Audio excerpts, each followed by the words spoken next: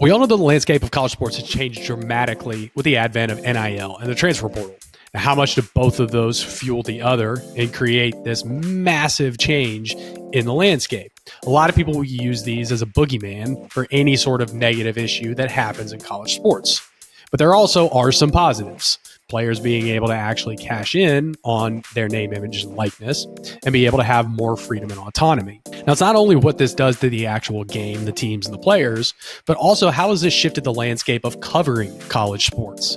We've seen national competitors, ESPN, The Athletic, that have started out with major in-depth reporting, and those people have essentially been let go. They've moved to more national type of reporting. Now, it's positive and easy to do in sports like the NBA and the NFL that have fixed games, a small amount of teams. That's relatively easier to do. Now, with this, it seems like there's been a massive rise in independent regional publishing. More nimble organizations that are able to give the kind of attention and follow these massively, wildly changing situations. I wanted to talk about that further and just the overall view on what is the NIL looking like right now, what does the future look like, and how is it impacting organizations on the periphery of the NCAA. So I have my buddy Billy Embody on, publisher for On3 Sports, to talk about this and more and find out if Krow knows NIL. You feel alive, let's hit the dance floor. Don't work too hard, might break a backbone. Return of the Mac, the king is back though. Corvette and cash, I never lack those. Shimmy, yeah, I got the semi-4 weight. Don't step out the line like this a probate. You hit the line and try to locate. This for the time, got time for no day. Whoa. Hey everybody, welcome to another edition of the Krow Knows podcast. I'm joined for a fun one today by my good friend Billy Embody, publisher for On3's On the Pony Express and the Bengal Tiger. Billy, what's going on today?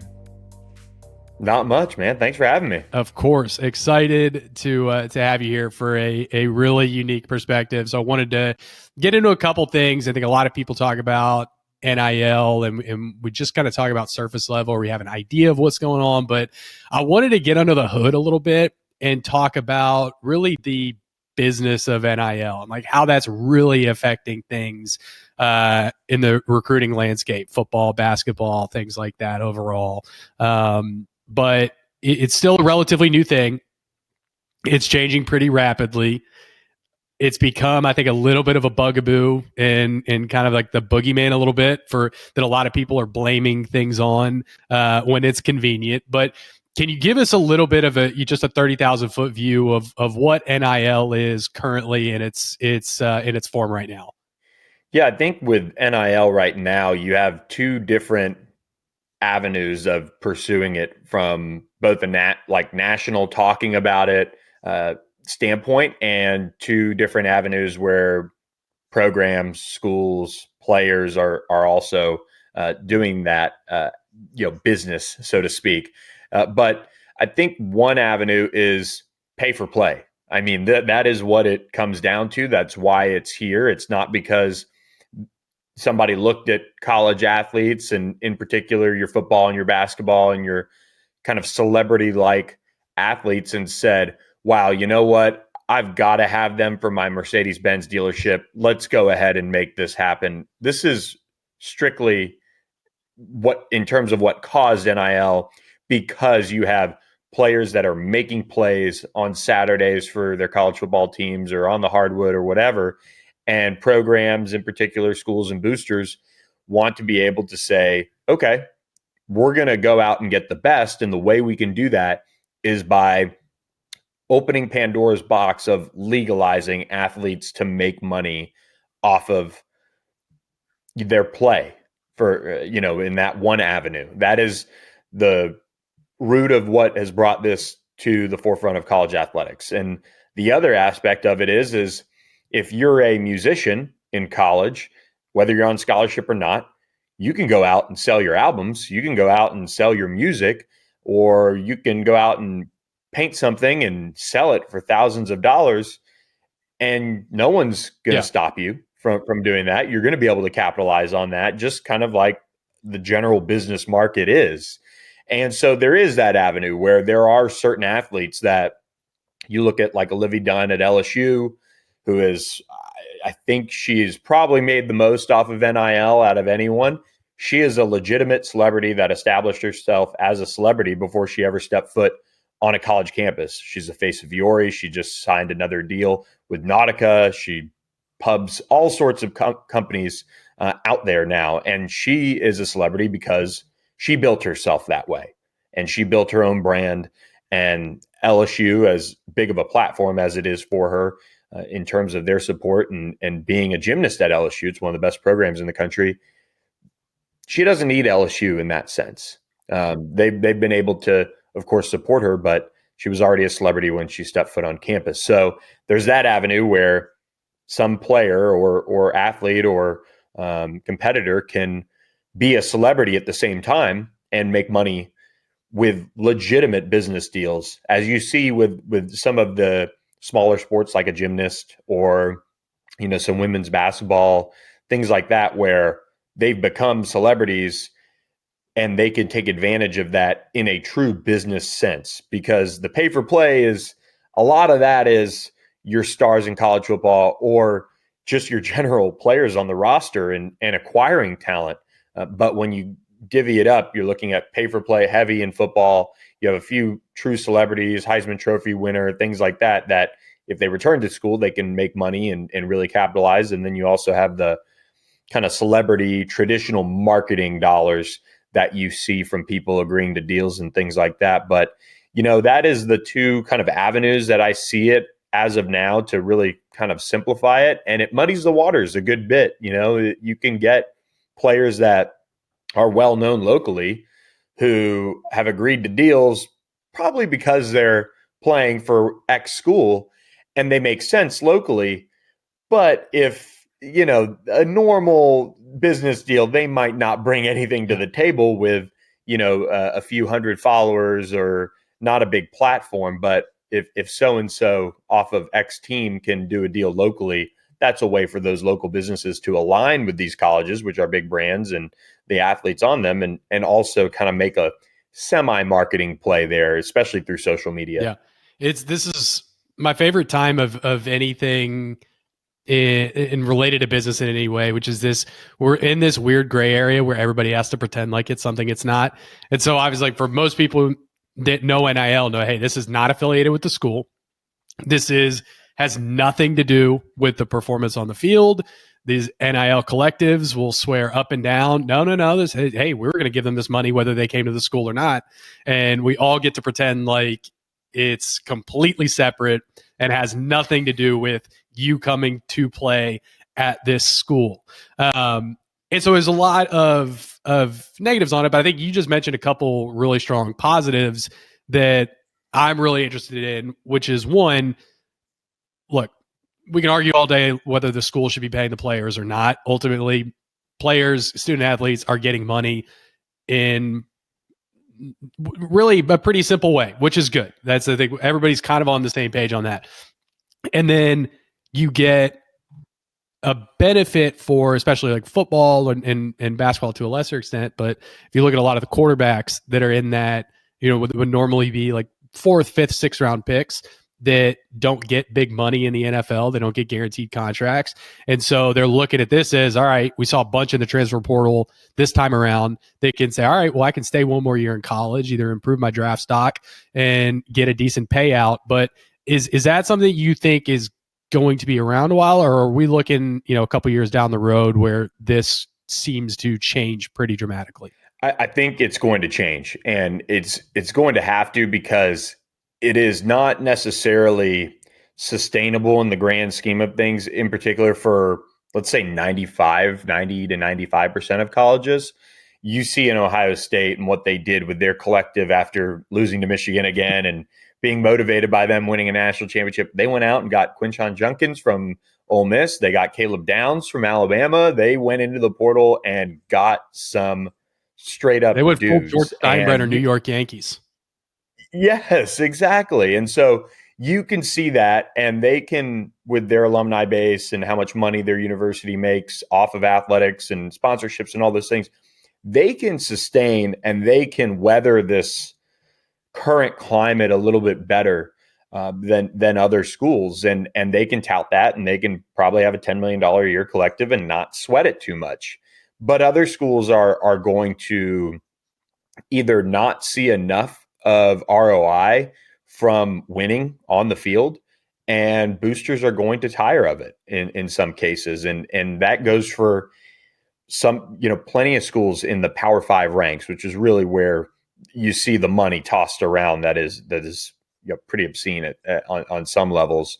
And so I don't think we're going to see it in this current state. What I'm interested in is when it does shift to maybe a true pay for play model, which I think running it through the universities and them using their general managers of their football teams, that is now kind of a trendy role to have, and most teams are doing that, to say, okay, X player is worth X. And now granted, if he thinks he can get more on the open market, he's going to walk, and he's going to do that at times. We've seen that in the portal already. But when it does shift to pay for play, boosters can then run their money through the school, which the school enjoys having that money on hand for sure. And then what we could see the next wave of is, well, if it's pay for play, how do you structure deals? Yeah. Because there are certain schools that have had to fend off other programs from poaching their players, and they agree to a deal, let's say in the springtime, like right around now. They hear that such and such school is tampering. They've got it generally confirmed. They feel good that, the player isn't giving them the runaround, and they'll agree to a deal. They'll sign it. They'll get a deal done with the collective, but then that player doesn't necessarily produce. And that's going to be the interesting thing, is how do these true pay for play, whenever it most likely goes that route, how does that turn then, and you see players that, don't earn a bonus because they, only played in 5 games, or they, all the things that the NFL kind of ties in, weight, this, that, going to class even, I guess. You could structure all of that within contracts. And so that's going to be really interesting. And on top of that, we already know these players have to pay taxes. Hopefully all of them are. But does it make their scholarship, in some cases, if you look at SMU, valued at probably $280,000 over 4 years, or, a big state school, 200. When do you then have to pay taxes on that? Because you're there and earning something as almost an income, so to speak. So that is going to be really interesting when it comes down to that. And you can even take it further. Can players write off their internet to be on the film room at night, or their space in their apartment to study film because it's their job? All of these things, you can go down a total rabbit hole with where it's going to end up. And I think there's a couple important distinctions that exist right now. And I'm glad you brought up all right, what happens if the player or the team isn't as good? So if Ohio State doesn't win it all this year, especially doesn't beat Michigan, man, that is going to be a dramatic. It's like when in pro sports, when the owner goes on a spending spree, pays a bunch of luxury tax, and doesn't go anywhere. Usually they'll do it for a year or two, but around year 3 or 4, all of a sudden, so I'm not spending all this money. We didn't win when I did spend, so I'm not going to waste my money doing that. This is also, these collectives that are set up are, at least to my knowledge, and correct me if I'm wrong, but these are not donations to collectives, or the funding of the collectives are not tax deductible like it would be going into a school booster account. And so now you've got, we're both SMU alums, so we know plenty of people who've put a lot of money into that program over the last few years. If SMU doesn't continue winning at the clip that they want, hey, they're going to have to donate that money anywhere, and there's a tax advantage. But these NILs don't have that benefit. And so that's where I'm interested in where the government is going to get involved. And I know for some reason, I don't know, Congress seems to get involved in sports way too much. Like they were involved in the steroid scandal.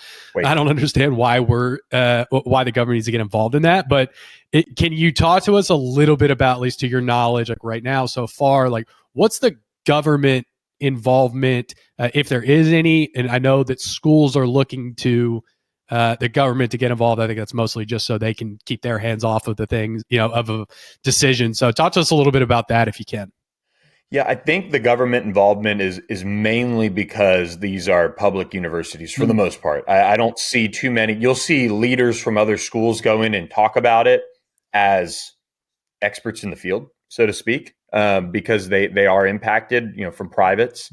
But you're seeing a lot of these public schools get impacted, and so I think that's why the government, you're seeing them kind of put their hand in there a little bit and say, well, this isn't what the a public university is supposed to be used for.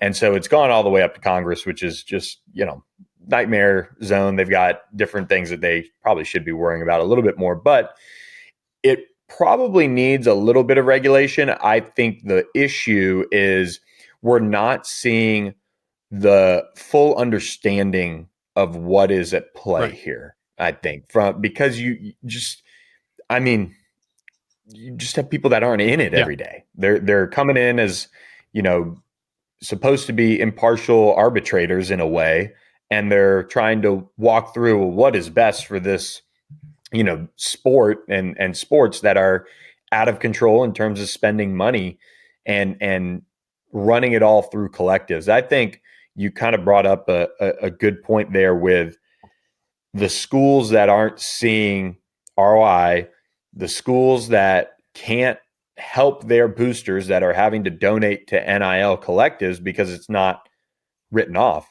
I think if the schools can pay for play, you can then see the collectives kind of take a lead in a sense on maybe, hey, we're going to organize with a business to be the sponsor of X for a school.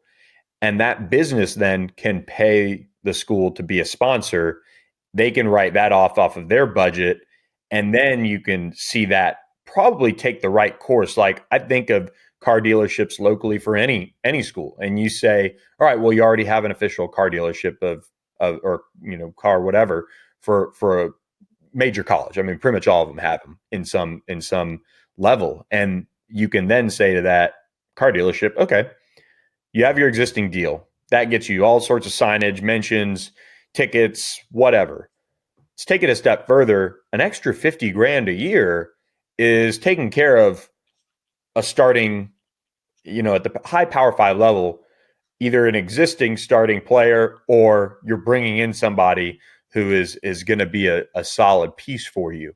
That's kind of the minimum rate of getting a solid player out of the portal who doesn't have maybe ulterior motives of going Yeah. home or following a coach and they get a discount and things like that.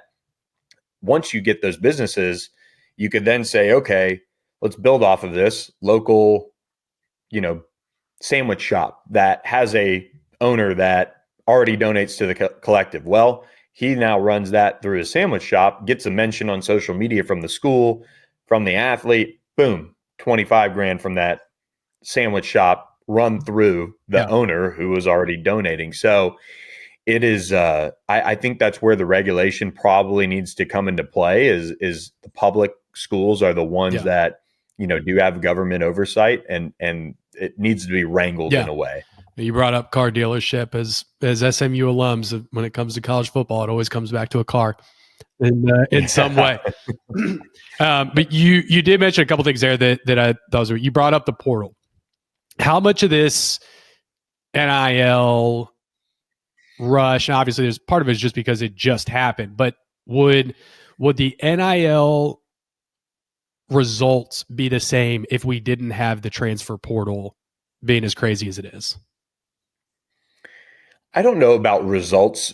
I don't think the results would be the same because if there was a system where, like when we went to school or many people in their past, you go to the school and unless something, really doesn't fit, you stay and you get your degree and you move on. And, I look back at like a Russell Wilson, transferring, from NC State to Wisconsin before the portal.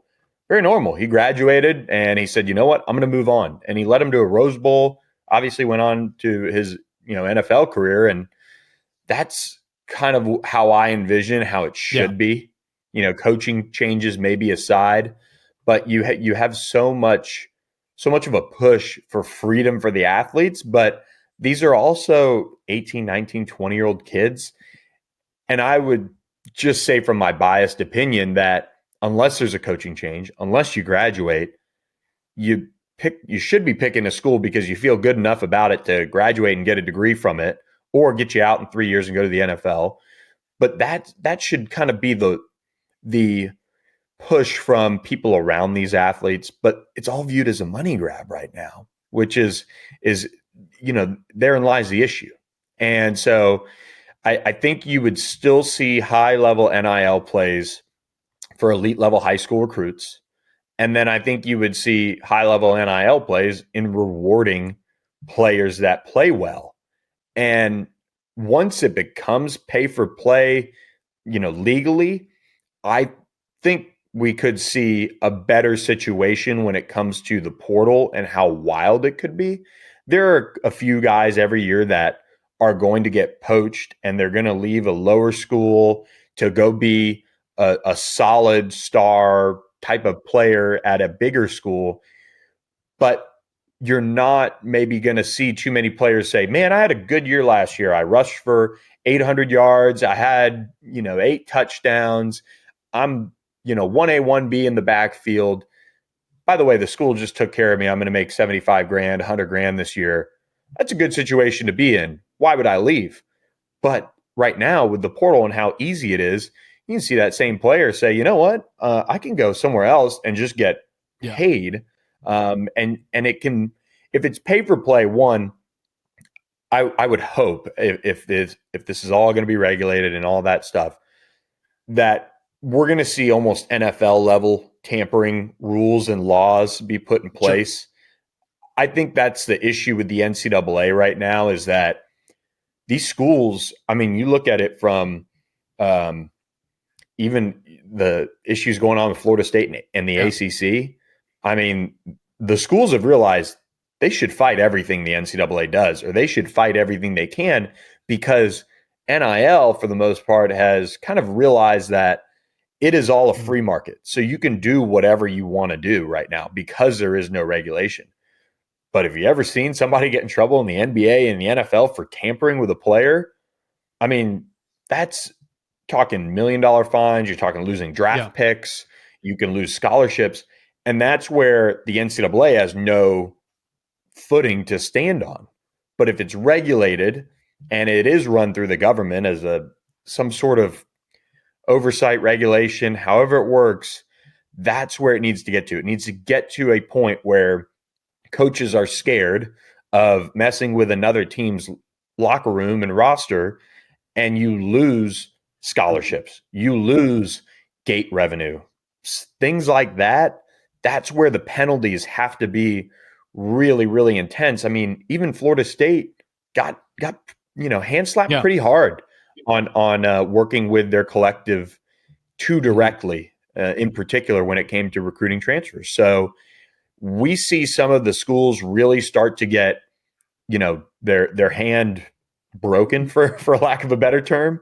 Then maybe we'll see less tampering and more stability in the rosters, because, I mean, we're seeing college coaches jump left and right. If they're a sitting head coach at a group of 5, they're leaving. We've seen it for Power 5 position coaching jobs, and you're seeing college head coaches leave for coordinator jobs in the NFL, because not only is the calendar broken, and that's a whole nother podcast, but the whole system with roster building, construction, and retention is incredibly broken. Yeah, right, and I know you mentioned it's a whole nother podcast, but it's part of it that I really wanted to get into, because I'm extremely interested in kind of the side effects, so to speak, of what this transfer portal NIL has really created, which is, and it's probably good for the sport overall if they're being selfish. It's kind of like the NFLs look to just dominate the entire calendar and they make an event out of everything. It's part of what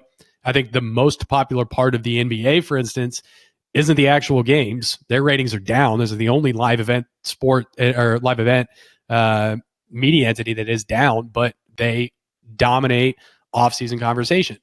And that's what it seems like this transfer portal has done, because it's just created this death spiral almost, where the transfer portal opens, so guys are leaving, coaches then are kind of getting fed up. It's pretty clear that if you're not a young gun as a head coach, Chip Kelly is one of the most famous coaches probably the last 20 years that left to not go to an NFL coordinator job, but just go to Ohio State to be a coordinator. And so it's created this year round. I know you and I talked a couple weeks ago, like you don't really have an off season where it used to be, hey, there was a legit dead period where nothing happened in the sport. And so that's why I wanted to pivot to covering these sports now as a local regional player versus the national entities, and like how you're able to pros and cons to be able to do that. But before we get into that, tell listeners a little bit about that aren't familiar with On3 and what you're doing there with On the Pony Express and the Bengal Tiger. Give them a little perspective on that. Yeah, so On3 Sports was started by Shannon Terry, who started Rivals.com and 24/7 Sports, and now this is his third On3 entity that he's started up, and he can build out these sites that allow independent contractors like myself to cover LSU, to cover SMU.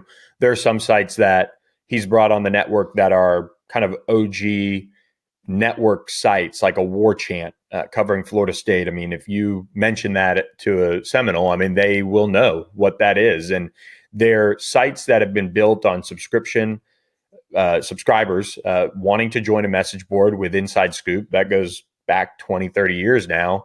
And then they build out their news coverage and now podcasting as well. And so you'll see insider notes on practice. You'll see recruiting stories. You'll see those sites and our sites work the sources and say, okay, well, how are you feeling about so-and-so that you're recruiting, or what's your big board look like? And some coaches and some programs are more accessible than others in that. But this is a not new model. This is a model that is built around not necessarily, and some of them are monsters. I mean, a War Chant, a VolQuest covering Tennessee, sites like that, Kentucky Sports Radio, are monsters. They're columnists, true beat reporters, there's recruiting reporters, there's content producers on the podcast side of things, and live shows and all sorts of things. But at the root of it, you're looking more for people that are diehard fans that want to know every single recruit that visits, every single recruit reaction to a game, and where things are trending in recruiting, where things are trending in the roster. The transfer portal is now a huge thing, and they want to follow that and chat about it too. So that's kind of our model at the base of it. For me, I live in Plano here in Dallas, and go down to SMU practice. I'll write notebooks on what we see, how position battles are trending. We also cover recruiting. We'll go out and watch prospects. We'll get video. We'll interview them. We'll share insider notes on the recruiting board and the transfer portal and all of those things. And we have a message board and a podcast where people can chat about it and really feel like a community too, which is cool. And the same goes for LSU. We've got a team that covers LSU. And I do a lot of the recruiting coverage and assist on football and basketball coverage as well. So those guys that live down in Baton Rouge, they go out to practices. I'm doing a lot of recruiting coverage, and again, kind of working sources and working the network to see how things are trending for them in recruiting. So that is kind of the basis of what our model is, and it is for the most part on a local level. We also have a national angle where there's a lot of aggregation. We do have a national podcast team, Andy Staples, Josh Newberg, JD Piquel, that they comment on things from a national perspective and have shows and live shows and things like that. And it's all been built out, and it all kind of supports each other. It's a pay for read model, which most media has turned to now.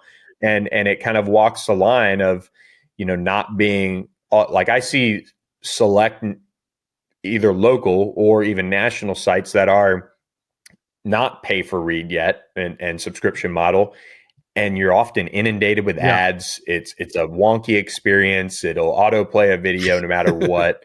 Ours is kind of a little bit of a line to walk because you're paying for, a better ad experience, and it's kind of just an overall line to walk on that front. So. And it seems like this kind of model has really taken to the forefront look, every large company's had layoffs over the last 3-4 years. It's just a cost of doing business at this point in a different rate environment. But I've specifically looked at an ESPN, for instance, and Sports Illustrated is obviously a completely different animal with what they've gone through, but it seems like they've gone very much towards the national approach where they're going to have fewer people. They're going to have people that cover the more general rather than specific. And I know for a company like that, the economics on having boots on the ground reporters everywhere is probably a little bit different, but it seems like people now that they've created that vacuum are looking for more specialized, content and more local reporting versus just the general national, because you just can't get to everybody. What are you guys seeing? How is these last couple of years specifically for you guys with not only being able to fill that void, but just what this transfer portal, what this 24/7 world has done for you guys? What's that been like and what's changed? Yeah, I think one, I agree with you. I think nationally we're seeing those level of reporters, focus on big picture, still doing features, breaking news from a national perspective. But with us, and this is something that if we want to look into the future, and it's something, quite frankly, I battle, especially in the SMU market, is you have people that will subscribe to the Dallas Morning News until the day they pass away. And that is their source. They care, but they don't care how much coverage they get. They're going to support their local paper, and they're going to gripe about the fact that there's not enough SMU coverage in there. I was talking to one person on Monday, and he said, man, I picked up the Dallas Morning News. I love getting it and just sitting there and reading it. I do too. I love a old school hard copy paper. And he said, I opened it expecting to see a big story about how SMU beat the brakes off of Memphis, right in the mix for the AAC regular season championship. And all it was an AP blurb about this big. And I said, I hear you. Right now, they don't have somebody that covers SMU. And I don't know if they'll do a full-time person, if they'll do a mix of SMU and Rangers or SMU and Stars and do that and assisting Cowboys or something. But there are certain papers that will invest in their local schools coverage and does it very well. I mean, I think of the Advocate covering LSU. I mean, they've got columnists, they've got a beat reporter, they've got a third person that assists, and that's a old school paper that does it very well. They just merged with the Times-Picayune a couple of years ago, and unfortunately, that paper is no longer. It's now part of the Advocate. But you're seeing that demographic stick to their guns on that. And there are also some diehard folks in that demographic that have subscribed to every single way to read about their school and want all the information. They want all the water cooler talk that they can get. And those people are my people that I love, right? Support whatever you can, as much as you can in terms of the local readership. Where we look ahead and say, okay, how is this going to go?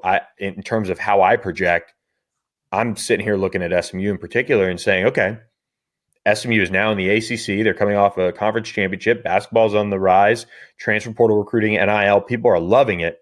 And as more younger people jump into being alums and supporting, they're going to eventually fill that extra projection that I'm hoping for, and it'll really take off. And that's where you see something like a Texags, for example. I mean, yeah, people subscribe to the Houston Chronicle and do that. But if you're an Aggie and you're remotely interested in football or basketball, you're subscribed to Texags. And that is just kind of how it is. Message board, insider. They've got a studio right next to campus. I mean, they are one of the gold standards when it comes to building a local fan base's site. And that's kind of like how I view the SMU site. Obviously, A&M is a different beast, but one day, who knows? I don't know if we'll ever have a studio, but we're going to have a lot of people that grow into SMU alums and fans that will have listened to our podcast, which is the only podcast in the SMU market right now, and will then turn into subscribers or do both. And, it takes off from there. And so those specialized brands and markets, I think as we see the next generation that grew up social media, Twitter, Instagram, even, you're going to see them maybe dive in a little bit more to getting over, I think, the early, well, do I really have to pay to read that? And then eventually jump in. It seems like, as I think back, it's the model that the national players were moving towards still made sense in a more static environment. But with transfer portal, with NIL, it's just too much. It's too, things change too rapidly, and it's hard for anybody to become a general. NBA is easy, right? You got 30 teams, NFL 32 teams. You know when the games are. You can watch. There's a lot of easy ways to do it, but it's too much, and it's interesting. I think, in a decent comparison is The Athletic, for instance. It's something that was huge when it came onto the scene, and their whole pitch was, hey, you're going to have personalized market by market coverage. They invested a lot in really high quality beat writers, and then they got caught up, last couple of years, and rates went up. All of a sudden, it was, the funding goes dry a little bit. They got to move towards profitability. They cut costs.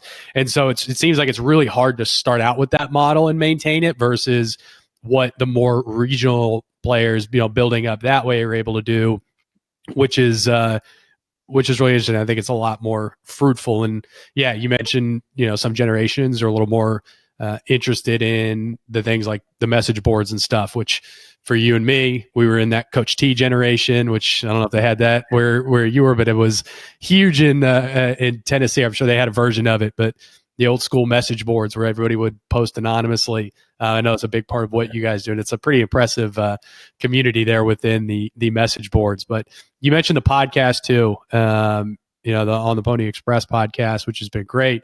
I'm interested though in that piece. Every podcast that has ads, it seems like it's the same ones, right? You got AG1, you got DraftKings or FanDuel, you got Game Times, whatever the new ticket service is. What is and not specifics, but what are you seeing from an advertising standpoint for local based shows? Is it similar kind of thing that the national guys are seeing, or do you see a different type of advertiser?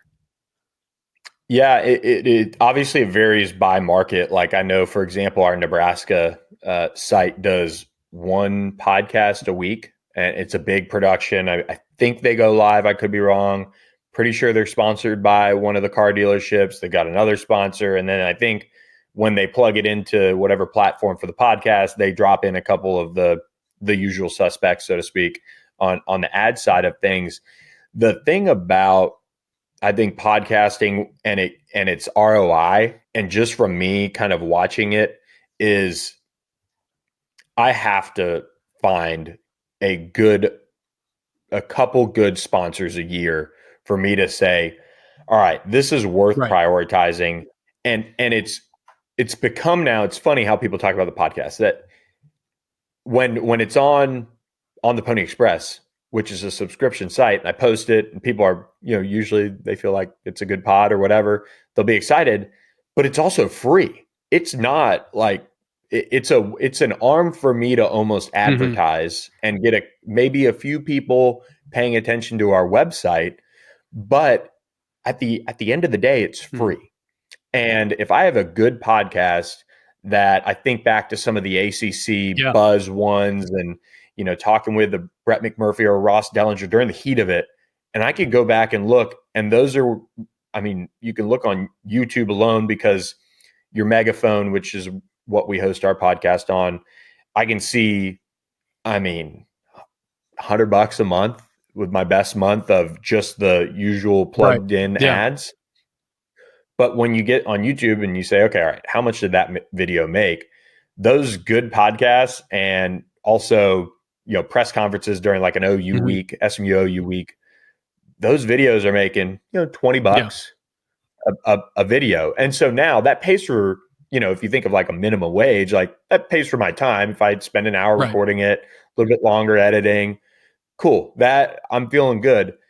But what makes me realize that podcasting and saying, okay, I've got to hit a podcast this week, or, do my second, is, all right, I've got a sponsor, and they've stepped up and made it, they've made it worth my while in a big way to do this. And, it's no disrespect to the site members that say, hey, I want a podcast.